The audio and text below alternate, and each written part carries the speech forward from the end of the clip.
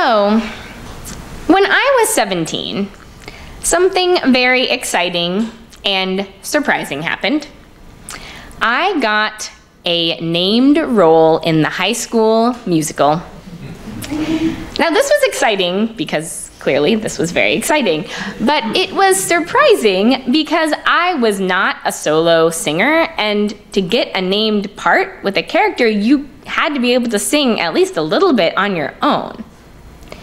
Yet, there I was, playing Brigida in The Sound of Music, lower left, that's me, or lower right, I guess, well, depending on what vantage point you're at. But the point is that I got to be Brigida. And I was very nervous about Brigida's big solo in the song. If you're familiar with The Sound of Music, the So Long Farewell scene, all the kids sing a little solo, and I was very worried about mine, so I practiced it over and over in my bedroom at home in front of my mirror, and I got it in my head, and I just blocked everything else out, and I sang my little part. I'm glad to go, I cannot tell a lie. And I was like, all right, I got this. And I thought that was pretty sweet. And I was like, great, totally mastered the high school musical.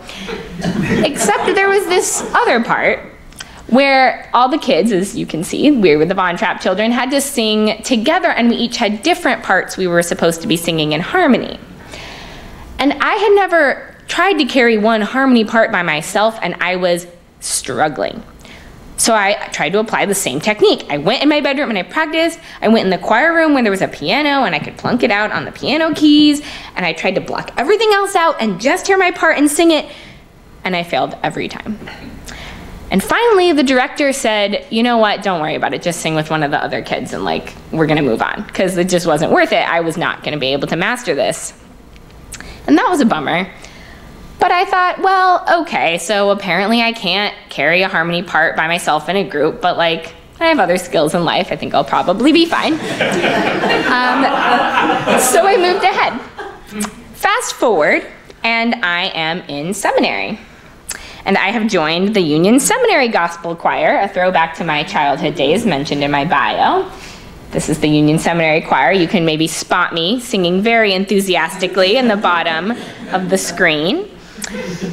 And I just loved being in the gospel choir. I had just found this new love for Christianity, and the singing was just like feeding my soul. And I was so enthused that the director asked me to be part of the praise team, which was a smaller group of folks. And I was like, that's great, because there were a couple altos on the praise team, and we were great, and it was good. And then before one of our performances, the other alto on the praise team told me that she was getting really sick and losing her voice. And I was like, oh no. Because we've been there and done this already, and it did not go well when I was 17. And I had not gotten any better at singing since I had been in high school.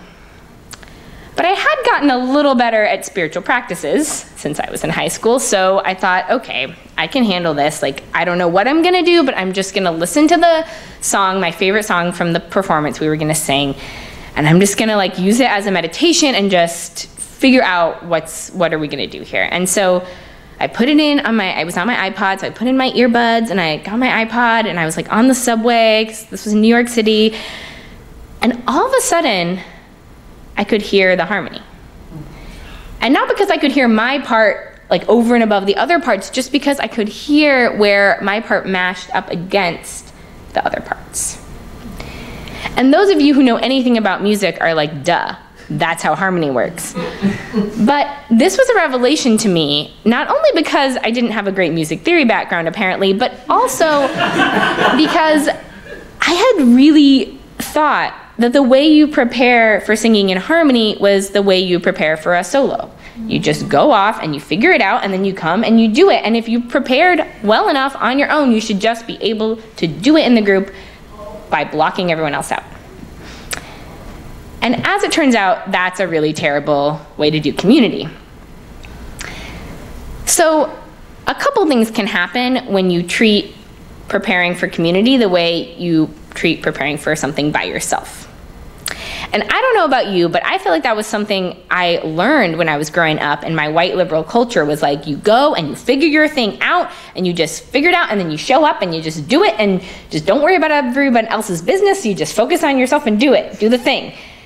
And so a couple things can happen, right? One thing that can happen is that we're like, I didn't figure my stuff out, so I better not show up to community at all. And I remember doing this when I went to college. In my last year of high school, I had figured out that I liked girls as well as boys, and I had told like a couple really close friends, but I didn't really know what that meant, and I didn't have a lot of role models for figuring that out. I knew some gay people at my church, and I knew lots of straight people, but I didn't really know a lot of queer people otherwise. And so when I went to college, I just steered clear of all the queer events, the queer organizations. I didn't show up to that community because I didn't think I had figured my stuff out. And that was a real loss for me, and possibly a loss for them too. So that's one thing we do, right? The other thing we do is we think we really know our part, and we like really show up and we just sing our part, and we do not listen for the harmonies, right? I think particularly those of us who have privileges in the society maybe socialized to think this way and to do this. And I've definitely done that too. One example that comes to mind is when I was in clinical pastoral education. I had just finished my first year of seminary, and I was really jazzed about everything I was learning, particularly about liberation theology and how that had to do with racism and white supremacy, and I thought I was really like learning some important things about these topics. And so when we had our lesson for our little tiny group on multicultural competency in chaplaincy, I thought I was like really like contributing to the discussion in such a like insightful way and was doing such a great job. And afterward, my supervisor, who is a black man, took me aside. Well, we had regular conversations aside, so I guess. But anyway, the point is we had a conversation, and he was like, that was really undermining. You were undermining my experience as a black man and my authority as the supervisor, the way you were acting like you knew everything in that workshop. And I was like, oh, crap. I really screwed that up. So I think there are, luckily, some better ways to do community than by not showing up at all or showing up and thinking we really know exactly what we're going to say. I think we can risk showing up and stay open to adjusting as we go. And that's hard because it feels really uncomfortable. I actually just did this last night, and I think it's a good example of how it can go well and imperfectly when we do this. I had a group of adults coming for a religious education class, and we were gathering for the first time at First Parish Dorchester, and the first thing that happened is one woman came and she said, I just broke my arm, and it was in a sling, and she's like, so I hope we're not going to do a lot of writing tonight. And we were indeed going to spend the whole second half of the class doing some journaling. So I said, okay, we're going to like adjust and sing some different harmonies there. Another thing that happened was someone came and he said, I don't like know why I'm here. My wife just said we were gonna come to this class, and like I am like not religious, and like I don't know, she grew up UU, and like he was like risking showing up, right? Like he was coming to this community and he was like not ready. He had not figured out his solo. He was just like, okay, I'm here. And that was really awesome. And as we went, we had to keep realizing that we'd sung a wrong note and adjust. There was an older man who said at the end of the course, he was like, you know, I realized when we were doing this timeline journaling exercise that I'm the same age as my dad was when he was diagnosed with Alzheimer's. And that's why I'm so terrified when I can't remember a name. And another person said, oh, it's okay, but you didn't really, like, you just only kind of forgot for a minute and like tried to make it better. And he was like, no, like it needs to be okay that I forget things. And we were like, okay, it's okay then. It's gonna be okay when you forget things. And we like adjusted our singing to make it better. And I think that's the kind of communities we can build, the kind where we allow people to bring their real songs and figure out where our parts fit. And I think that's work that all of us can be doing somewhere, whether that's in our community we live in, our community we have fun with, our larger family community, or maybe that's this community right here at the UUA for you. Whether we need to be a little more courageous and risking showing up more fully with our song, or whether we need to be paying attention and listening better so that we can decenter our voice a little bit and figure out what song is actually needed. And maybe some of us need to do both. I think I often need to do both. But if we can do that well, I think we can sing really, really needed and beautiful songs together. Songs of love and songs of liberation that our world so badly needs more of.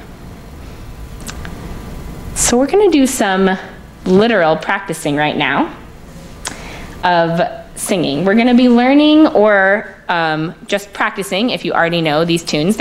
Some of them are very familiar, some tunes.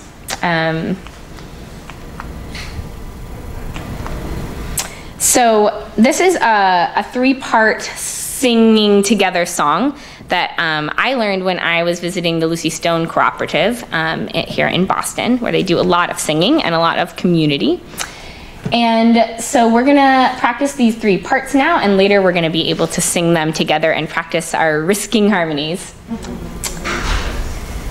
Won't you please join me in our final song, where we will put our voices together and risk the harmonies and the wrong notes so that we may do this with enthusiasm and great love. I'm gonna have some help from Elizabeth and Carrie so that folks can have someone to follow whatever part they find themselves drawn to. You can move between parts. You can just stick to that song you know best. So if you're going to be following the I'm going to sing, sing, sing, you're going to want to follow Elizabeth. If you're going to be following Win the Saints, you're going to want to follow Carrie. And if you're following Swing Low, Sweet Chariot, you're going to want to follow me. Let's start it off. I'm gonna sing, sing, sing. I'm gonna dance, dance, dance. I'm gonna sing, I'm gonna dance. Hallelujah. When those gates are open wide, I'll be standing by your side. I'm gonna sing, I'm gonna dance. Hallelujah. I'm gonna sing, sing, sing. I'm gonna dance, dance, dance. I'm gonna sing, I'm gonna dance. Hallelujah. When those gates are open wide, I'll be standing by your side. I'm gonna sing, I'm gonna dance, hallelujah. I'm gonna sing, sing, sing. I'm gonna dance, dance, dance. I'm gonna sing, I'm gonna dance, hallelujah. When those gates are open wide, I'll be standing by your side. I'm gonna sing, I'm gonna dance, hallelujah. I'm gonna sing, sing, sing. I'm gonna dance, dance, dance. I'm gonna sing, I'm gonna dance, hallelujah. When those gates are open wide, I'll be standing by your side. I'm gonna sing, I'm gonna dance, hallelujah. Thank you.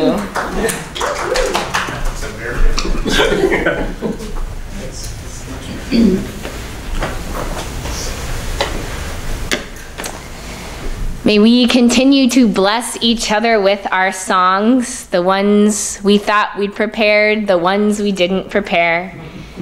May we listen well to each other's voices so that we may sing notes that meet others where they are and not the ones we thought we were supposed to sing.